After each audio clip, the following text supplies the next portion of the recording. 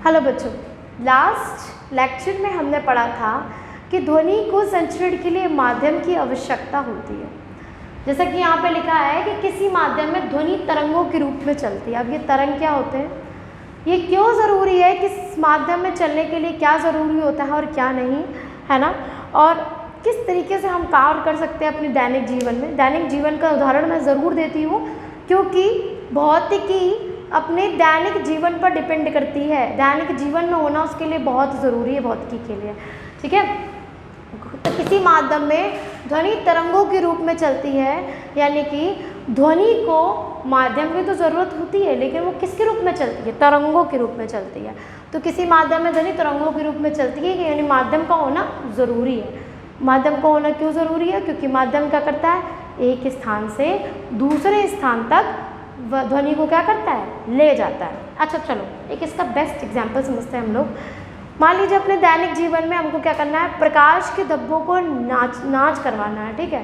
प्रकाश के धब्बे को नाच कराना, इसका मतलब समझ नहीं पाए, ध्यान से सुनो।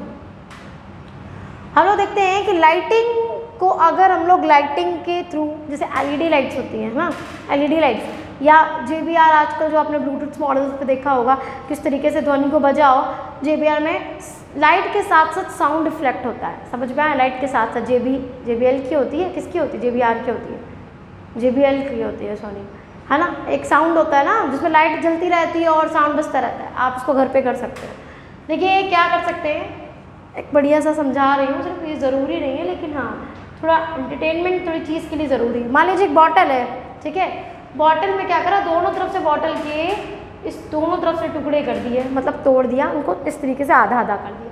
अब क्या किया बच्चों, एक बलून लगा दिया, बलून को इस तरीके से ऐसे करके चिपका दिया। इस बॉटल पे क्या करा, बलून को इस तरीके से चिपका दिया। अब कोई एक दर्पण लिया, मिरर लिया, इसको प्लेन मिरर कहेंगे। क्लास 10th में पढ़ेंगे mirror, there are 2 types of mirror, उत्तल दर्पण और अवतल दर्पण, ठीक है। दो तरह के, सॉरी उत्तल दर्पण और अवतल दर्पण, दो तरह के मिरर्स पढ़ेंगे, ठीक है। इसमें क्या होता है कि एक दर्पण लिया, अब बच्चों की जब दर्पण ले लेंगे तो क्या होगा, इस दर्पण पे हम क्या करेंगे, लाइट को डालेंगे। जब हम लाइट को डालेंगे तो स्लिट के थ्रू क्या होगा, परावर्तन होगा। इस स्लिट के थ्रू परावर्तन होगा। स्लिट मतलब एक झिरी लेंगे, ठीक है। दर्पण के इस टुकड़े को गोंद की सहायता से गुब्बारे के इस प्रकार चिपकाएंगे कि चमकदार सतह ऊपर की ओर हो। दर्पण के एक टुकड़े को गोंद से इस प्रकार चिपकाएंगे, दर्पण के एक टुकड़े को, यानी मान लो कि दर्पण है, इसके एक टुकड़े को गोंद से हम इस प्रकार चिपकाते हैं कि क्या हो,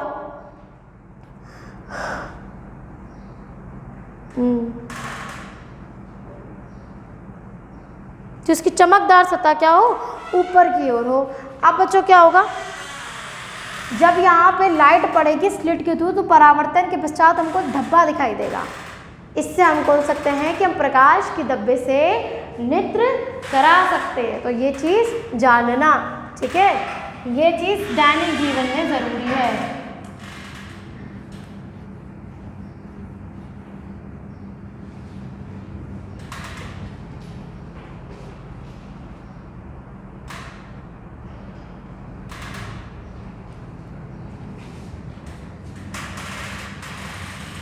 तरंगों के प्रकार,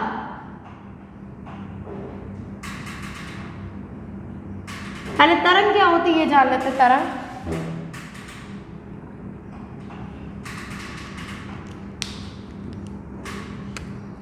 ध्वनि को एक जगह से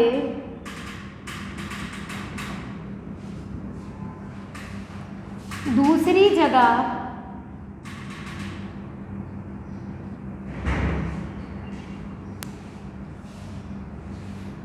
संचरण करने के लिए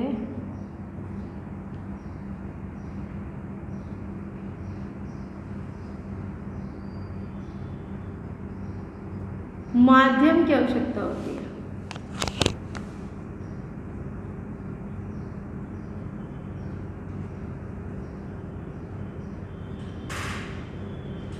ध्वनि को एक जगह से दूसरी जगह संचरण करने के लिए माध्यम की आवश्यकता होती है। अतः ध्वनि तरंगों के रूप में आगे बढ़ती है, तरंगों के रूप में आगे बढ़ती है।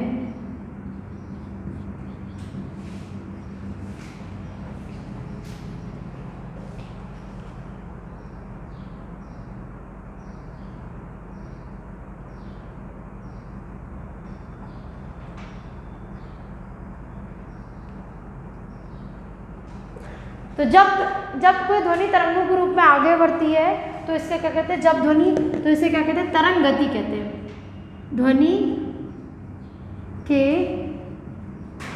तरंग रूप में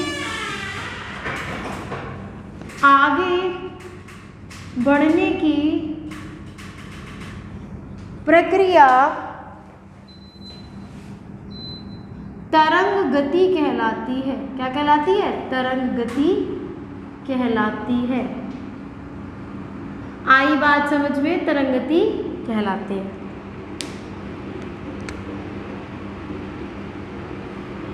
ठीक है, इसको बोलते हैं वेव मोशन।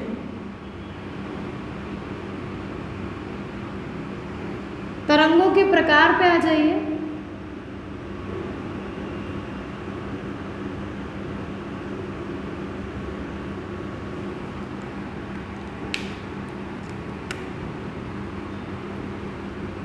किसी माध्यम में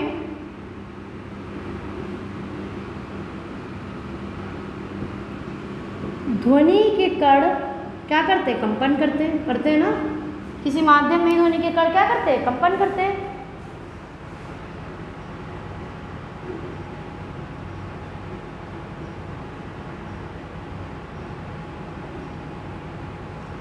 किसी माध्यम में ध्वनि के कण क्या करते हैं? कंपन करते हैं।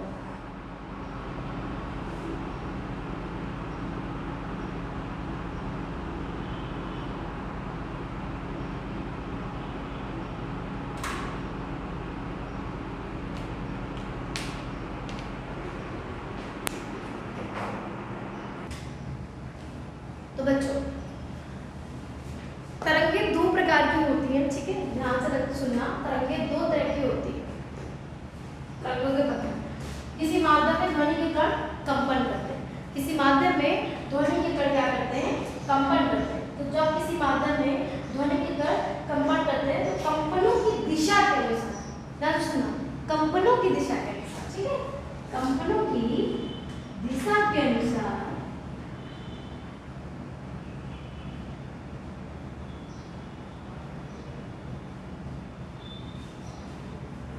ये दो प्रकार के।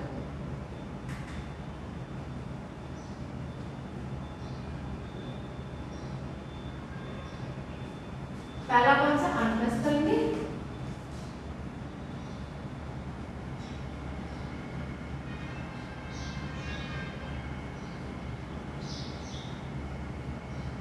दूसरा अनुदैर्ध्य तरंग।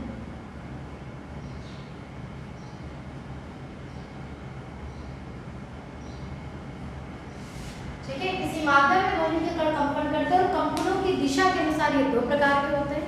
पहला अनुप्रस्थ तरंगी और दूसरा अनुदैर्ध्य तरंगी। आई थिंक समझ में आ गई आपको चीज। ठीक है, पहला अनुप्रस्थ तरंगी और दूसरा अनुदैर्ध्य तरंगी। अब अनुप्रस्थ और अनुदैर्ध्य कैसे काम करता है ये सुनो। जब कोई कण, ठीक है, जब कोई कण, एक मिनट,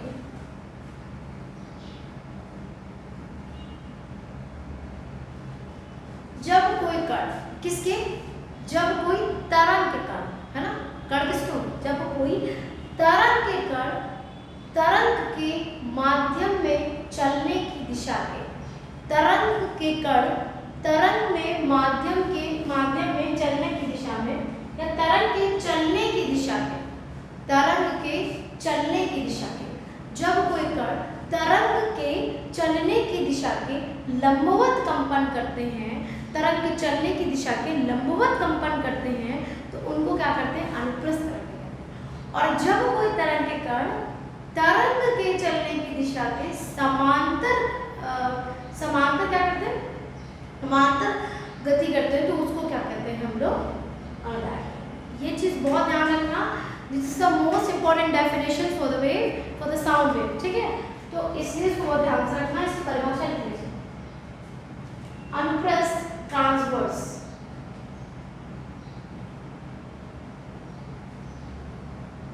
लंबवत करते हैं बच्चों, लंबवत, परपेंडिकुलर।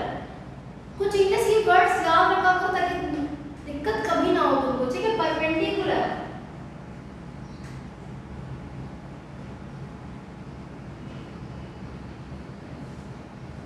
परपेंडिकुलर। और ये क्या होगा, लॉन्गिट्यूडनल, लॉन्गिट्यूडनल, समांतर, पैरेलल। नोट डाउन कर लीजिए पहले इसको नोट डाउन कर लीजिए, क्या है।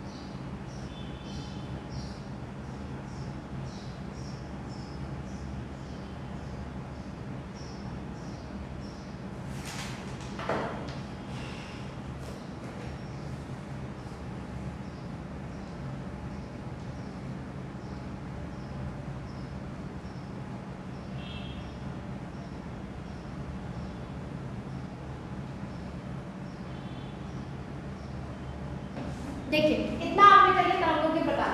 अब पहले मेरी बात सुनते हैं, समझते हैं, फिर उसको लिखते हैं, ठीक है। इतनी चीज हो गई।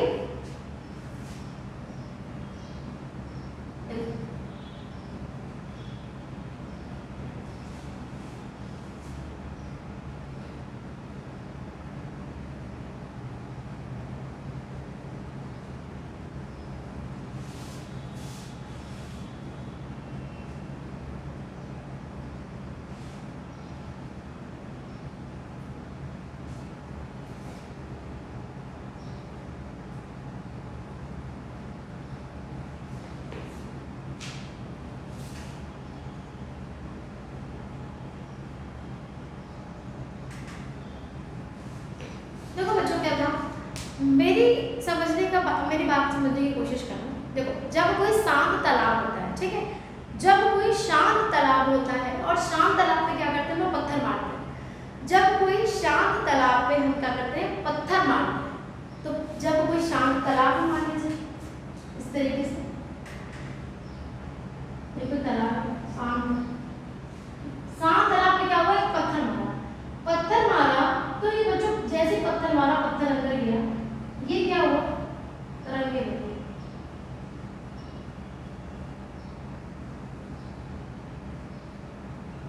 नहीं तक तो बनती, इसके आगे तो नहीं जा सकती, तरंगे बनी। अब शांत जल पर जब हम पत्थर फेंकते हैं तो तरंगे क्या हुई, तरंगे कैसे बनी, जैसे ही मारा तो उसमें जो कण थे वो आपस में कंपन करने लगे और ये कण गतिमान हो गए। मतलब इस ये कण अगले वाले से कंपन करने लगा, ये अगले वाले से, ये अगले वाले से, ये अगले वाले से, ये अगले वाले से, अगले वाले से, और तब तक करते रहे जब तक कि ये कोने में नहीं पहुंचे। कण कंपन करते रहे, यानी ये गतिमान कण है। गतिमान कण का मतलब एक कण जो आगे वाले कण को गति दे रहा हो, तो ये क्या हो गया, गतिमान कण हो गया। यानी एक कण दूसरे कण को क्या कर रहा है, गति दे रहा है, तो ये गतिमान कण हो गया। अब ये गतिमान कण एक कण इसको, फिर इसको, फिर इसको, फिर इसको, फिर इसको, फिर इसको, इस तरीके से क्या कर रहा है, ये गतिमान कण एक दूसरे को गति देकर आगे की ओर बढ़ रहे हैं। यानी ये गति कैसे हो रही, आगे और पीछे की ओर गति हो रही है, ठीक है ना। तो जब हमने शांत जल पर पत्थर फेंका तो इसमें क्या होगी, हलचल पैदा हो गई। ठीक है ना। जब शांत जल पर एक पत्थर फेंका, शांत था, जब से पत्थर फेंका तो उसमें क्या हो गई, हलचल पैदा हो गई, यानी विक्षोभ पैदा हो गया, हलचल पैदा हो गई। ठीक है, जब हलचल पैदा हो गई तो तरंगों के माध्यम में होने वाली हलचल इसमें माध्यम में हो रही, इसमें क्या माध्यम चेंज कर रहा है बच्चों। पहली बात तो इसमें माध्यम वायु नहीं है, अब ये माध्यम क्या है, द्रव में है। इसमें माध्यम वायु नहीं है, इसमें माध्यम क्या है, द्रव है। तभी तो द्रवों में सुनाई दे रहा है, सॉरी तभी तो द्रवों में दिखाई दे रहा है ना। तो इसमें माध्यम क्या है, द्रव है। अब क्या ये पानी से उड़कर वायु में तो जा नहीं रहा है, यानी इसने माध्यम को चेंज नहीं किया, ये सेम माध्यम है, पानी में ही काम कर रहा है। अगर ये पानी से उठकर हवा में चला जाता तो दो माध्यम हो जाते। पहला कौन सा माध्यम, पहला होता द्रव, दूसरा होता वायु। ठीक है, पहला होता द्रव, दूसरा होता वायु। तो ये दो माध्यम में चला जाता। अभी ये दो माध्यम नहीं, अभी ये एक ही माध्यम में है। आपको बात समझ में आ रही है, अभी ये एक ही माध्यम में है, यानी कि इसमें क्या है, जब ये एक ही माध्यम में, यानी कि यहाँ से जो द्रव होता है, ठीक है, यानी कि जो तरंग है, तरंग एक प्रकार की हलचल है जो बिना माध्यम को, बिना रूप बदले माध्यम के कणों को, बिना रूप बदले माध्यम के कण, माध्यम के कण ना को आगे की ओर गतिमान कराती, आगे की ओर ले जाती है। ठीक है, निश्चित रूप से आगे की ओर बढ़ती है। ठीक है, और ये कहाँ तक ले जाती है, ये एकदम किनारे तक ले जाएगी। किनारे तक क्यों ले जाएगी भाई, किनारे पे ही जाके तो खत्म हो रही है, तो किनारे तक ले जाएगी। अब एक चीज ध्यान रखना बच्चों, देखो समुद्र में देखो इस तरीके से ऊपर नीचे वेव की तरह पानी बहता है। पहले कभी ऊपर उठता है फिर नीचे जाता है, फिर ऊपर उठता है फिर नीचे जाता है कि नहीं जाता। समुद्र में एक वेव की तरह पानी उठता है, ऊपर जाता है, नीचे जाता है, फिर ऊपर जाता है, फिर नीचे जाता है। समझ में आया? तो समुद्र में जो इस प्रकार की रहती है इसको बोलते हैं श्रंग। ऊपर उठने की जो गतिविधि से श्रंग, नीचे जाने की विधि गर्त। श्रंग गर्त। फिर ये क्या है, श्रंग, और ये क्या है, गर्त।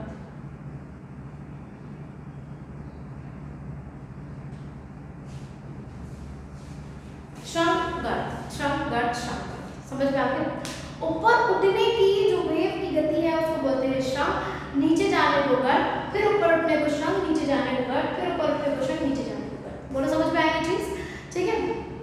अब तो ये मैडम आपने क्यों बताया, मैंने बच्चों इसलिए बताया क्योंकि एक शब्द से दूसरे शब्द और एक गर्त से दूसरे गर्त, एक क्लास पूरा होने पर एक गर्त से दूसरे गर्त तक ये दूरी क्या होती है, तरंग दैर्घ्य होती है, तरंग दैर्घ्य। भैया ये सब बहुत सारी चीजें हो गई, मैंने एक में हाथ को नहीं कर दिया आपको। इसके लिए परिभाषा लिख लेते हैं। आई थिंक आपको ये चीज समझ में आई होगी, नहीं समझ में आई तो पॉज करके वीडियो फिर से पीछे से रिप्लेस करके देखिएगा, आपको सारी चीजें समझ में आएगी। ठीक है, अब इनको परिभाषा लिखते हैं।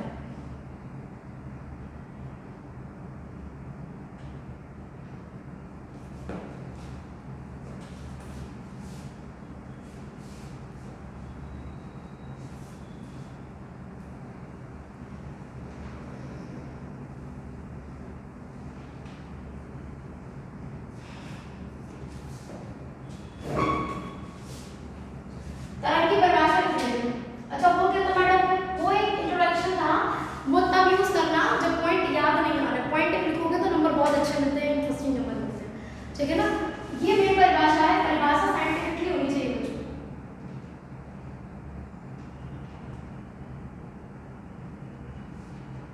तरंग एक प्रकार की क्या है, तरंग एक प्रकार की क्या है, हलचल। तरंग एक प्रकार की क्या है, हलचल, जो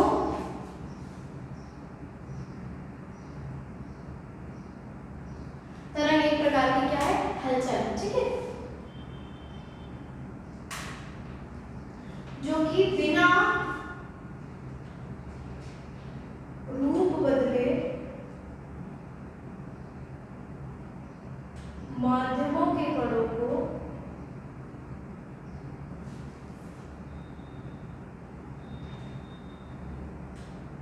एक जगह से,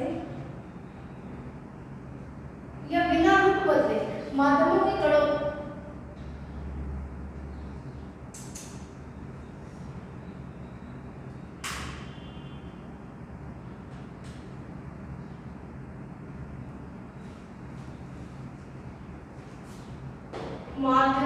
कणों द्वारा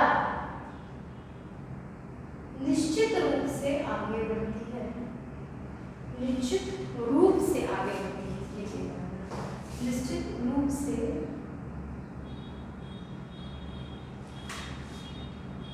आगे बढ़ती है। ध्वनि दो तरह की होती है, ध्वनि दो प्रकार की होती है।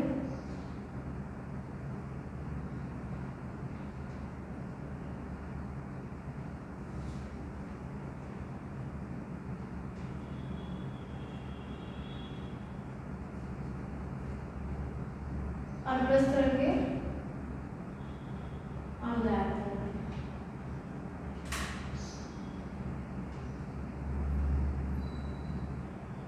ट्रांसवर्सल,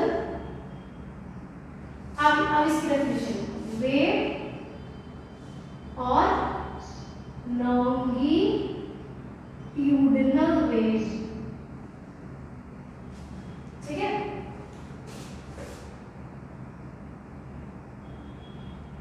अनुप्रस्थ तरंग,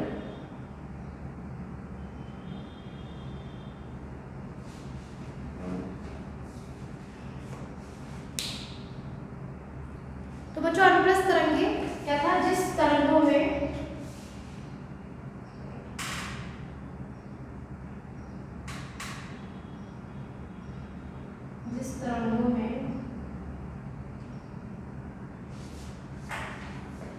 माध्यम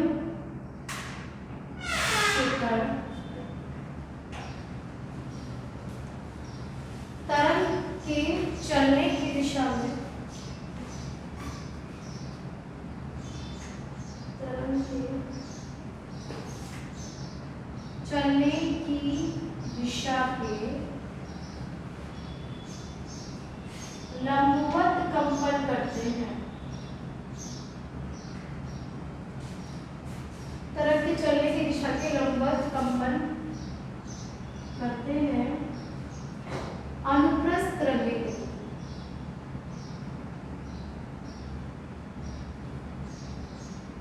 इसे इंग्लिश में लॉन्गिट्यूडनल वेव, ट्रांसवर्स वेव कहते हैं। और याद रखना, जैसे कि एग्जाम्पल है इसका उदाहरण रस्सी। ध्यान से देखिए, दीवार पे कोई स्प्रिंग है, किस तरीके से इसको हैंग किया गया है। अभी कोई ए नाम का इंसान है, इस रस्सी को यहाँ से खींचा, ये रस्सी क्या कर रही है, इस तरीके से कंपन कर रही है। यानी कि इसका एक प्रैक्टिकली देख सकते हैं कि मान लीजिए कि रस्सी अभी ये सीधी है, ठीक है, ये मैंने इमेजिन किया, ये रस्सी क्या है, सीधी है, रोप सीधी है। सीधी जब मैं इसको इस तरीके से खींचूंगी तो ये रस्सी क्या करेगी, ऊपर नीचे कंपन करेगी, फिर ऊपर फिर नीचे, फिर ऊपर फिर नीचे, फिर ऊपर फिर नीचे, इस तरीके से। आप कैसे कर सकते हो चेक, आप यहाँ पे चौक लगा के देख सकते हो, चौक के निशान लगा के देख सकते हो, चौक का निशान लगा के देख सकते हो। तो क्या करेगी, रस्सी ऊपर नीचे ऊपर नीचे ऊपर नीचे इस तरीके से कंपन करेगी। यानी कि क्या करेगी, माध्यम के कण तरंग के चलने की दिशा में, ये तरंग है, ये तरंग है, और तरंग की चलने की दिशा में कैसे कंपन करना है, लंबवत कंपन करना है, ठीक है, लंबवत कंपन करना है। इसलिए जैसे क्या बोलते हैं, अनुप्रस्थ तरंगे।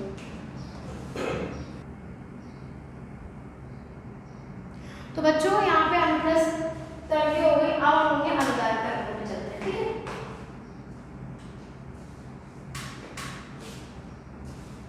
जैसे कि मान लो अनुदैर्घ्य तरंगे क्या हो गई,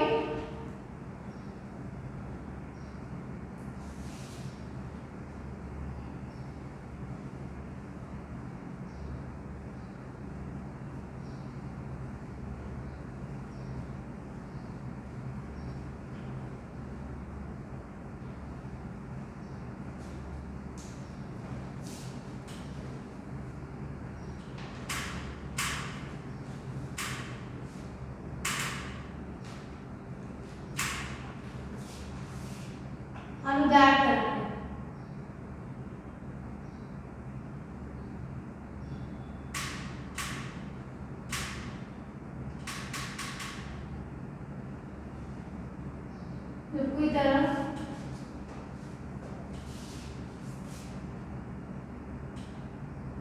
माध्यम में चलने की दिशा के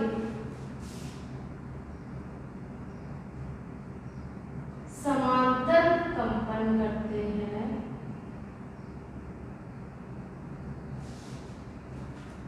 जब कोई तरह माध्यम में चलने की दिशा के समांतर कंपन करते हैं, अनुदैर्घ्य तरंगें कहलाती हैं।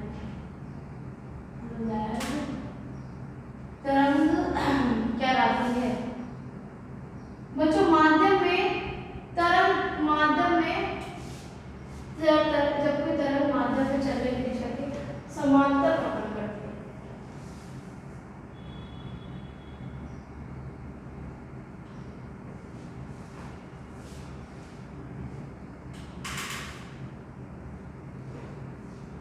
माध्यम में तरंग के चलने की दिशा, तरंग की जरूरत देना, तरंग के चलने की दिशा के समांतर कंपन करते हैं, तो उन्हें क्या करते हैं? अनुदैर्घ्य तरंगें कहते हैं। जैसे कि मान लीजिए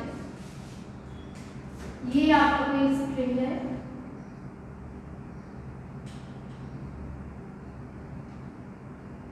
और आपने यहाँ पे क्या लगाया बच्चों? एक स्प्रिंग लिया, ठीक है। आप स्प्रिंग को यहाँ पे एक बॉक्स में ज्यादा से स्प्रिंग लेंगे, ये ए बॉक्स है, केस नंबर फर्स्ट। आप इस बॉक्स पे इस स्प्रिंग को इस तरीके से खींचा गया,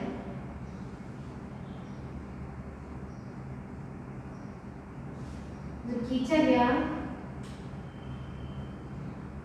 तो ये इस तरीके से होगी, फिर वापस छोड़ा गया,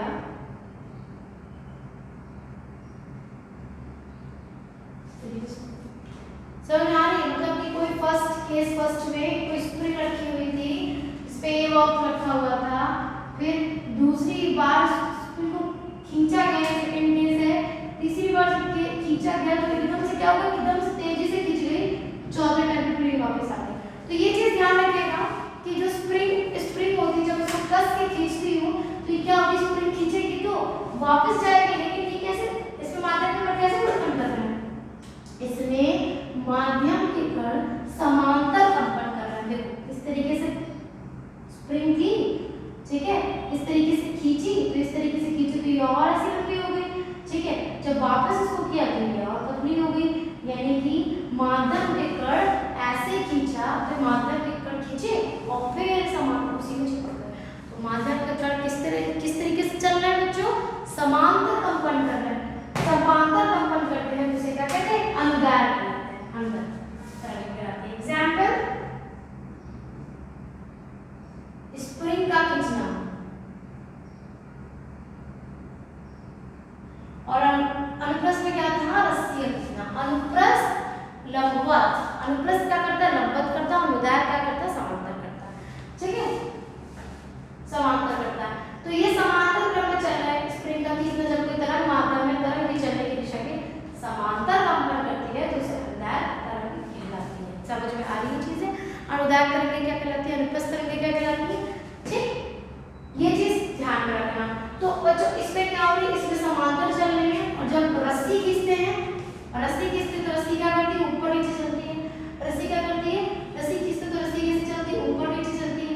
तो यानी ये ऊपर गई, फिर नीचे आई, फिर ऊपर गई, फिर नीचे गई, इस तरीके से। और स्प्रिंग क्या करती है? समांतर चलती है, सीधे खींची फिर वापस इधर गई, फिर सीधे खींची फिर वापस इधर गई, तो यहीं पर आगे गई फिर पीछे गई, यानी कि ये समांतर क्रम में चल रही है।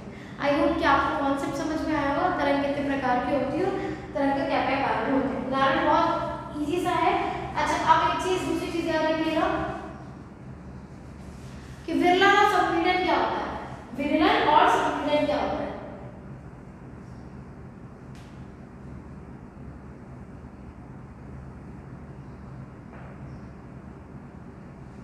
जब स्प्रिंग के चक्कर जो होता है वो पास आता है, ठीक है, तो संपीड़न होता है। जब स्प्रिंग का चक्का दूर जाता है तो क्या होता है? विरलन होता है। जब चक्का क्या होता है? पास आता है, जब चक्कर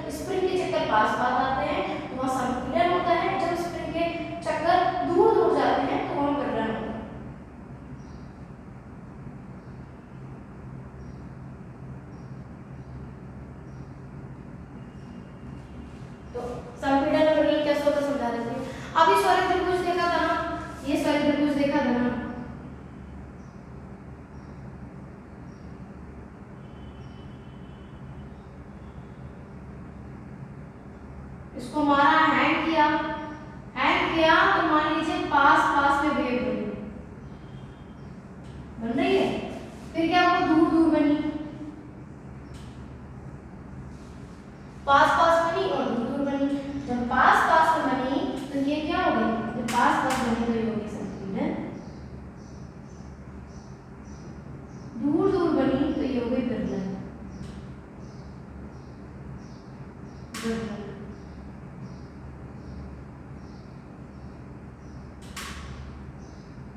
पास पास बनी तो संपीड़न और दूर दूर बनी तो विरलन, इस तरीके से। तो जब कोई स्प्रिंग के चक्कर, जब कोई ध्वनि माध्यम के कण जब पास पास आते हैं तो संपीड़न होते हैं और जब दूर दूर जाते हैं तो विरलन होते हैं। ऐसे श्रम और गर्त क्या होता है, जब किसी तरंग का उठना, जब कोई तरंग किसी माध्यम में संचरित होती है तो तरंग का उठना श्रम और तरंग का नीचे गिरना गर्त कहलाता है। फिर तरंग का ऊपर उठना श्रम और तरंग का नीचे गिरना गर्त कहलाता है। फिर तरंग का उठना श्रम और फिर तरंग का नीचे गिरना गर्त कहलाता है। आई थिंक समझ में आया आपको, ठीक है। तो इस तरीके से आपका काम चलेगा, श्रम गर्त श्रम गर्त श्रम, इस तरीके से। श्रम गर्त होते क्या बच्चों, इसका भी डेली लाइफ में है, एग्जाम्पल बताती हूँ। जब कोई समुद्र में तूफान आता है तो एकदम से उठता है और एकदम से नीचे गिरता है, फिर एकदम से उठता है, फिर एकदम से नीचे गिरता है, फिर एकदम से उठता है, फिर एकदम से नीचे गिरता है। तो जब ये उठता है तो श्रम, जब नीचे गिरता है गर्त, फिर उठता है श्रम, नीचे गिरता है गर्त, फिर उठता है श्रम, नीचे गिरता है गर्त। समझ आई चीजें, जब उठेगा तो श्रम, नीचे गिरेगा तो गर्त, फिर श्रम, फिर गर्त, फिर श्रम, फिर गर्त, फिर श्रम, फिर गर्त, ठीक है। इस तरीके से काम। तो इसी को एक और नाम भी बोलते हैं ज्योग्राफी में इसी को तूफानों का उठना गिरना यानी श्रम गर्त की क्रिया, श्रम गर्त की क्रिया, क्रस्ट थ्रो की क्रिया, this is a crest, this is a trough English में, ठीक है। दिस इज अ श्रम, दिस इज अ गर्त हिंदी में। तो क्रस्ट थ्रो श्रम गर्त की ऊपर उठने और नीचे गिरने की क्रिया, फिर ऊपर और नीचे गिरने की क्रिया, फिर ऊपर उठने और नीचे गिरने की क्रिया को हम लोग क्या कहते हैं, ज्वार भाटा कहते हैं। ज्योग्राफी समझ में आया, ज्वार भाटा कहते हैं, ठीक है। इस तरीके से संपीड़न विरलन समझ में आ गया, श्रम गर्त समझ में आ गया, अनुप्रस्थ अनुदैर्घ्य समझ में आ गया। तो चलिए फिर एक चीज और समझ लीजिए। उदाहरण के रूप में अगर हम बात करें सितार और वायलिन की, तो वायलिन और सितार जब बजाते हैं तो उसमें भी तरंग कैसी होती है, अनुप्रस्थ होती है, अनुदैर्घ्य होती है बच्चों, अनुप्रस्थ होती है। जब हम वायलिन बजाते हैं तो ये ऊपर जा रहा है, फिर नीचे, फिर ऊपर, फिर नीचे, फिर ऊपर, फिर नीचे, तो वायलिन जा रहा है ना, तो इसे क्या बोलेंगे, अनुप्रस्थ तरंग। इस तरीके से समझोगे तो कभी नहीं कंफ्यूज होगे कि अनुप्रस्थ कौन सी तरंग होती है और अनुदैर्घ्य तरंग कौन सी होती है, ठीक है।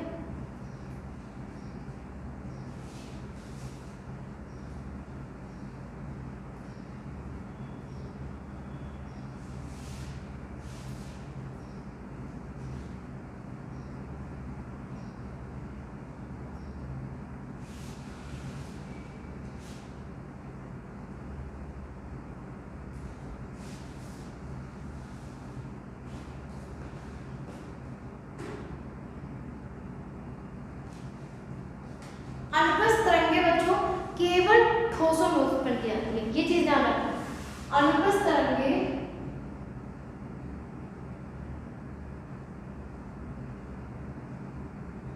केवल ठोसों में उत्पन्न की जाती है।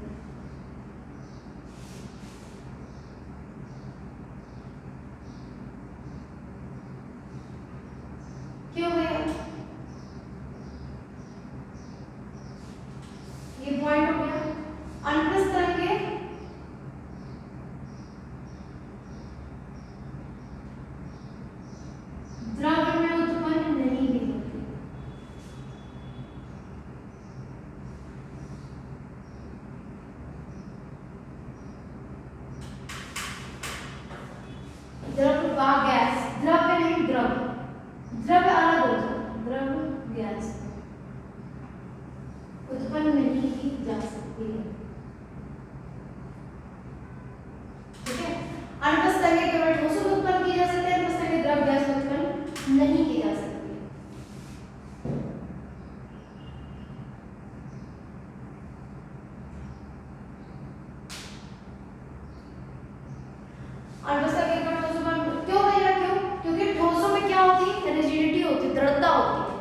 उस चीज़ को पकड़ने की रिजिडिटी होती है कि हमने पकड़ा तो वो ऊपर नीचे कर रही है, लेकिन ये द्रव्य में नहीं होती, क्योंकि द्रव्य में क्या नहीं होती, दृढ़ता नहीं हो सकती है, वो द्रव के भीतर नहीं बन सकती है, अंदर नहीं बन सकती है, जबकि उस सतह पे बन सकती है।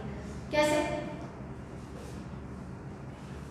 कैसे इसका बेस्ट एग्जाम्पल है, कैसे इसका बेस्ट एग्जाम्पल है कि द्रवों में, ठोसों में क्या होती है, दृढ़ता होती है, द्रवों में दृढ़ता नहीं होती है, क्योंकि जो ठोस होते हैं, ठोसों में ये अनुप्रस्थ तरंगें उत्पन्न होती हैं और द्रव और गैस में उत्पन्न नहीं की जा सकती। जैसे कि ध्यान से मान लीजिए, ये मैंने जब तरंग जो था, इस तरीके से तरंग है ना, इस तरीके से तरंग हो रही थी, किसमें, उसमें हो रही थी, पानी में हो रही थी, ठीक है। तो ये क्या हो रही थी, गतिमान कण एक दूसरे को क्या कर रहे थे, गति दे रहे थे, कंपन कर रहे थे, ठीक। तो ये क्या हो रही थी, ये तल पर हो रही थी ना बच्चों, जब ये फेंक रहे थे तो ये उसके सरफेस पे हो रही थी, मतलब कि समुद्र पे ही हो रही थी, उसके तालाब के ऊपर ही हो रही थी, ना कि उसके अंदर हो रही थी। तो द्रवों पे अनुप्रस्थ तरंगें पैदा तो की जा सकती है, लेकिन सिर्फ तल पर की जा सकती है, और गैस में तो बिल्कुल भी नहीं की जा सकती, क्योंकि गैस में रिजिडिटी होती ही नहीं है, गैस के मॉलिक्यूल ही दूर दूर होते हैं, एक इधर है, एक इधर है, एक इधर है, एक इधर है, एक इधर है, एक इधर, तो भैया वहाँ पे तो हो ही नहीं सकता, लेकिन ठोस में हो सकता है।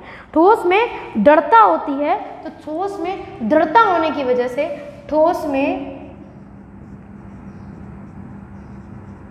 दृढ़ता होने की वजह से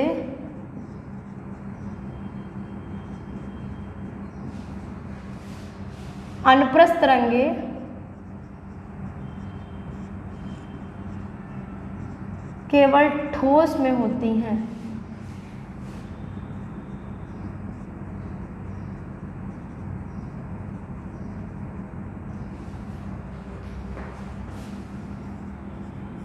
अनुप्रस्थ तरंगें, ये भी लिख लीजिएगा, अनुप्रस्थ तरंगें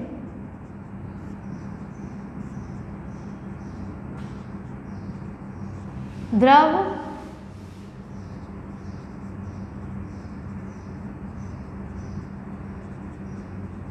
उत्पन्न नहीं की जा सकती है, ठीक है, गॉट इट।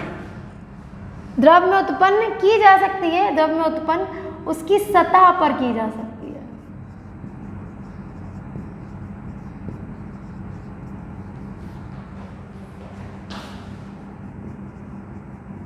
ठीक है।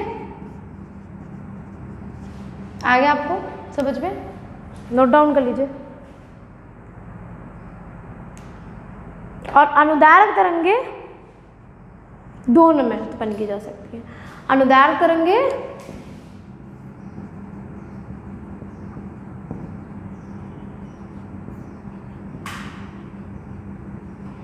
ठोस, द्रव, गैस,